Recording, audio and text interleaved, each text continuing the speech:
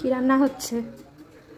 এই যে ডিম রান্না হচ্ছে, আর আজ একটু অন্যরকম ভাবে ডিম হচ্ছে। এই যে ডিমের ভাপা কারি হচ্ছে। খুব ভালো, এত কষ্ট করে করে দিলাম। খুব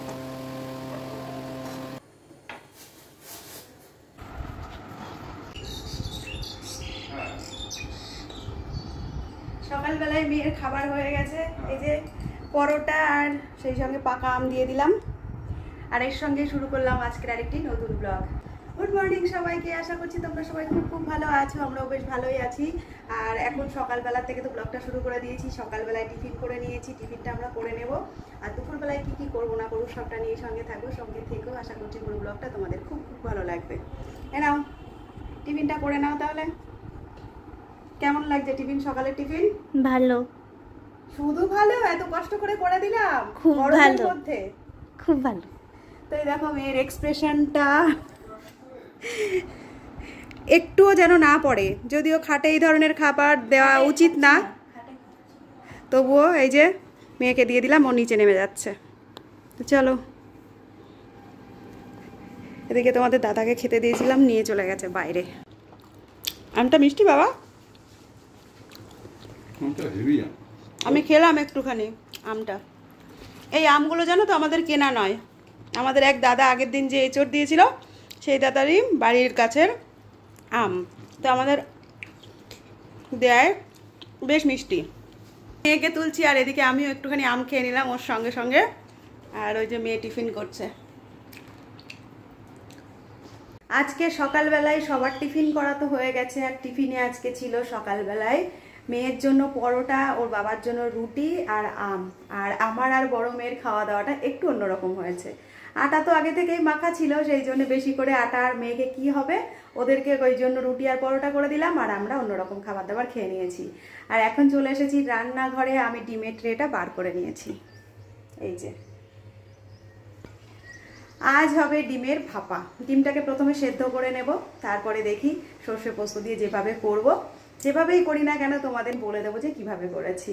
তো ডিমটাকে তো প্রথমে তার জন্য ধুয়ে সেদ্ধ বসাতে হবে, তো সেটাই করতে চলে এসেছি রান্নাঘরে। চলো ডিমটা ধুয়ে নিই। ডিমগুলো তো আমি খুব ভালো করে ধুয়ে নিয়েছি, তারপরে একটা বাটির মধ্যে সেদ্ধ বসিয়ে দিলাম। আর এখানে নিয়ে নিয়েছি আমি 9টা ডিম।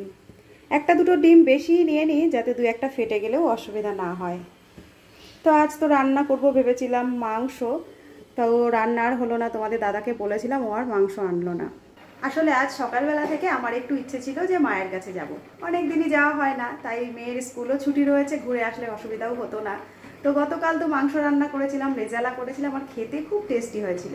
আমাদের খুবই ভালো লেগেছে। তো ভাবলাম আজ একটু মাংস আনিয়ে রান্না করে তারপর মায়ের জন্য নিয়ে যাব। তো তোমাদের দাদাকে বলেছিলাম একটু মাংস আনতে, সে তো আনেনি। আর সেই জন্য রান্নার ইচ্ছেটাও নষ্ট হয়ে গেছে। দেখবে মন খারাপ হলে রান্না বান্না কোনো কাজই করতে ইচ্ছা করে না। আর মায়ের সঙ্গে দেখা করতে যাওয়াটা তো একদম সবার প্রথমে। তো যাবো ভেবে ভেবে সেই যাওয়াটা তো আর হচ্ছে না, আর এখন রান্না করার মনটাও নেই।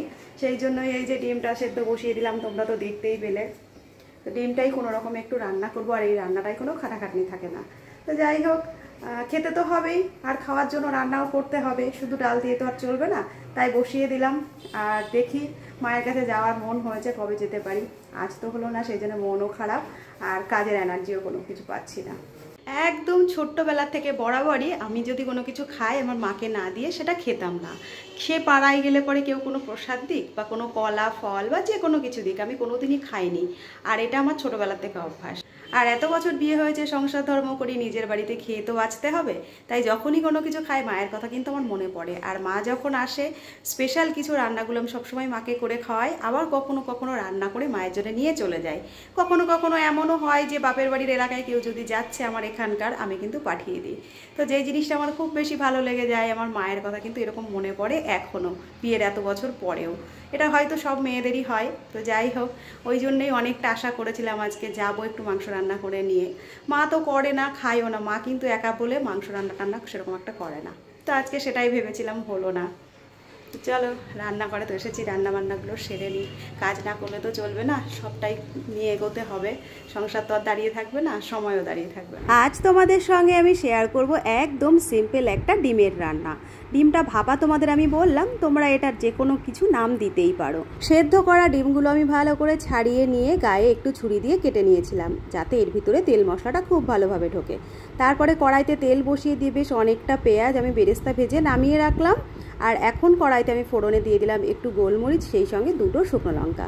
এবারে ডিমগুলো ছেড়ে দিলাম। আর ডিমগুলো আমি কিন্তু এখানে ভাজা ভাজা করব না, হালকা হাতে একটু নাড়াচাড়া করে দিয়ে দিলাম বেটে রাখা মশলাটা। আর বেটে রাখা মশলার মধ্যে আজ রয়েছে সর্ষে, পোস্ত, কাঁচা লঙ্কা। হলুদের ব্যবহার আমি করিনি, এখানে দিয়ে দিলাম কয়েকটা গোটা কাঁচা লঙ্কা, দিয়ে একটু ঢাকা দিয়ে দিলাম। কি রান্না হচ্ছে? এই যে ডিম রান্না হচ্ছে, আর আজ একটু অন্যরকম ভাবে ডিম হচ্ছে। এই যে ডিমের ভাপা কারি হচ্ছে, এর ভিতরে সর্ষে, পোস্ত, কাঁচা লঙ্কা এসব দিয়ে রান্না বসিয়েছি। আর এই যে একটু বেরেস্তা ভেজে রেখেছি, লাস্টে এই বেরেস্তাটা দেবো আর একটু কাঁচা তেল ছড়িয়ে নামাবো। তো আজকে রান্না বান্না এই, তোমাদের তো বললামই রান্না বান্না কিছু করতে ইচ্ছা করছে না, ভালো লাগছে না, মনটা খারাপ লাগছে। তো সেই জন্য এতটুকুই রান্না বান্না, খেতে তো হবেই। বরের উপরে কোনোভাবে রাগ বা অভিমান করলে তো চলবে না, সে কাজে ব্যস্ত, তাই জন্যই কিন্তু আজকে মাংসটা আনতে পারলো না, নিচে ব্যস্ত রয়েছে। তো এইটাই রান্না করছে, ওই জন্য রান্নাটা আমি তো বসিয়েছি, তোমাদের কাছে ছোট্ট করে একটু তো শেয়ার করলাম। এই দেখো এখন একটু গ্রেভির পরিমাণটা বেশি আছে, যখন হয়ে আসবে আর একটু কিন্তু গ্রেভিটা কমে যাবে, আর দেখতেও কিন্তু কালারটা অন্যরকম হয়ে যাবে। আমি এর মধ্যে হলুদ ইউজ করিনি।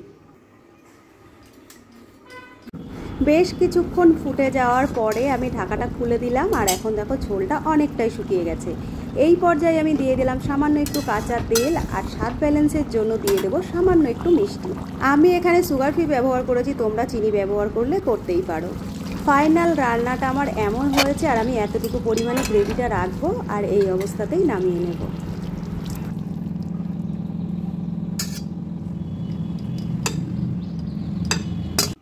তো এই দেখো ডিমটা তো আমার রান্না হয়ে গেছে। এবারে সব শেষের কাজ এর ভিতরে বেরেস্তাটা দিয়ে দেওয়া। আমি একটু বেশি পরিমাণ বেরেস্তাই বানিয়েছি, পুরো কমপ্লিট। আর একটু কম পরিমাণ তোমরা যদি মনে করো দিলে দিতেই পারো।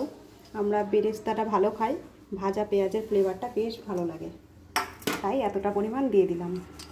এবার একটু নাড়িয়ে দিচ্ছি, এই বেরেস্তার যে ফ্লেভারটা পুরো ডিমের মধ্যে চলে আসবে। তো এই যে ফাইনাল লুকটা এমন এসেছে, একদম খুব সুন্দর দেখতে হয়েছে। এই যে রোজ তোমাদের সঙ্গে একটু একটু করে ছোট্ট ছোট্ট রান্নার রেসিপি আমি শেয়ার করি। আমার রান্নাগুলো তোমাদের কেমন লাগছে জানিও, আর সেই সঙ্গে আমার ব্লগগুলো তোমাদের কেমন লাগছে সেটাও জানিও। তো রান্নাটা তো কমপ্লিট, এবার রান্নাঘরটা পরিষ্কার করে নেব আর বাকি কাজগুলো সেরে নেব। চলে এলাম দুপুরবেলার লাঞ্চের মেনু নিয়ে। রোজই তো দুপুরবেলায় খাওয়া দাওয়া করি, আর দুপুরের খাওয়া দাওয়া কী দিয়ে করি তোমাদের কাছে রোজই শেয়ার করি। আজও চলে এলাম, যেমনই খাই, মাছ হোক, মাংস হোক, নিরামিষ হোক, আমিষ হোক, সবটাই তোমাদের সঙ্গে শেয়ার করি প্রত্যেকটা দিন। আজও চলে এসেছি, আর আজ দেখো নিয়ে নিয়েছি এখানে কাঁকরোল সেদ্ধ। কাঁকরোল সেদ্ধটা বেশ গরম আছে, মাখবো, তো একটুখানি ঠেসে নিলাম হাতা দিয়ে। এর ভিতরে একটু পেঁয়াজ ভাজা নিয়েছি কাঁচা তেল, লবণ আর লঙ্কা, এইটা দিয়েই মেখে নেব। আর এই যে এখানে রয়েছে মুসুরির ডাল, টমেটো আর পেঁয়াজ দিয়ে। এই ডালটা কালকের রান্না ডাল, কালকে তোমাদের দাদা ছাড়া আর কেউ ডাল খায়নি। কালকে সবাই চিকেন পেয়ে কিচ্ছু খায়নি। আর চিকেনের শুধু যে পেলে অন্য কিছু খায় না তা নয়, কালকে যেহেতু রেজালা করেছিলাম তো সেই জন্য কেউ কিচ্ছু খায়নি। তো সেই ডালটা পুরোটাই ধরা ছিল, সেটা গরম করে নিয়েছি। আর আজ শুধু রান্না করেছি এইটা। তো ডিমের ভাপাটা আজ একটু অন্যরকমভাবেই রান্না করেছি, আর তোমাদের সঙ্গে তো রেসিপিটা শেয়ারও করে দিয়েছি। তো ডিমের ভাপাটা তো রয়েছে, আর সেই সঙ্গে রয়েছে এখানে স্যালাড। স্যালাডে অন্য কিছু নেওয়া হয়নি, টমেটো আজকে নেওয়া হয়নি, এখানে নেওয়া হয়েছে পেঁয়াজ আর সেই সঙ্গে শসা। তো মেনু আজকে কেমন হয়েছে তোমরা জানিও। আর এরকম সিম্পল মেনু মাঝে মধ্যে ভালোই লাগে, আর বিশেষ করে গরম পড়লে তো অন্য কিছু খেতে ইচ্ছে করে না। তো এই আজকের লাঞ্চের মেনু। আর ঘরে ছোটজন তো চলেই এসছে, বড়জন রয়েছে, আমি রয়েছি, তোমাদের দাদাকেও ডেকে নেবো, লাঞ্চটা করে নেব। তোমরাও লাঞ্চটা করে নাও।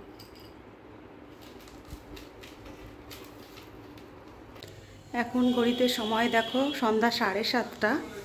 ঘরের প্রায় সব লাইটই আমি অফ করে রেখেছিলাম, এই মাত্র জ্বালালাম। আর সন্ধ্যার থেকে চাও খাইনি। এই যে বাইরের লাইটটা জ্বালিয়ে রেখে দিয়েছি, এই যে বাইরে দেখো প্রচুর পরিমাণ পোকা। এই যে ওপরটাতে দেখো লাইটের পাশে রয়েছে। বাইরে যে ল্যাম্প পোস্টগুলো সব কটা লাইটে কিন্তু এরকম পোকা ছিল, ওইটাই দেখে আমি এই লাইটটা জ্বালিয়ে দিয়েছি। আর এই যে আমাদের বারান্দাটাতেও এরকম হয়ে গেছে। এর আগে অনেকগুলোই ছিল, এখন জানি না কোথায় সব গেল, আস্তে আস্তে আস্তে আস্তে কমে যাচ্ছে। আর এই যে ঘরের লাইটটাই কেবলই জ্বালিয়েছি, তার কারণ আমি এসেছি চা করতে।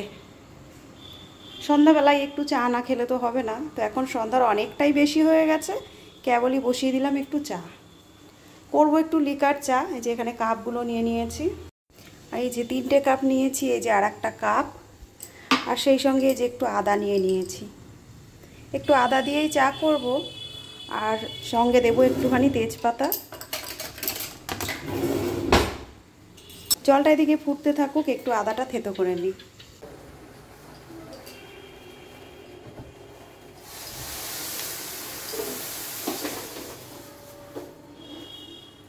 চাটা তো বসিয়ে দিয়েছিলাম, বেশ কিছুক্ষণ জলটাও ফুটে গেল, চাটা প্রায় হয়ে এসেছে, এবারে ছেঁকে নেব।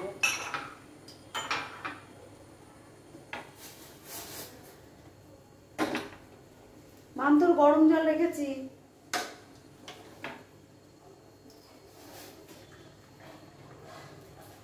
এই যে চাটা আমি বানিয়ে নিলাম। আমাদের চায়ে তো সেরকম কোনো ঝামেলা নেই, শুধু একটুখানি জল ফুটিয়ে আদা দিয়ে আর তেজপাতা দিয়ে লিকার দিয়ে ফুটিয়ে দিলাম, ব্যাস। চিনিও নেই, দুধও নেই, একদম সিম্পল চা। এটাই খেতে খেতে অভ্যাস হয়ে গেছে। চলো, সন্ধ্যা তো লেগে গেছে, চাটা তাহলে খেয়ে নিই। তো গরম গরম চায়ের সঙ্গে আজকে এখানেই ভিডিওটা শেষ করছি। আবার দেখা হচ্ছে খুব তাড়াতাড়ি নতুন কোনো ব্লগের সঙ্গে।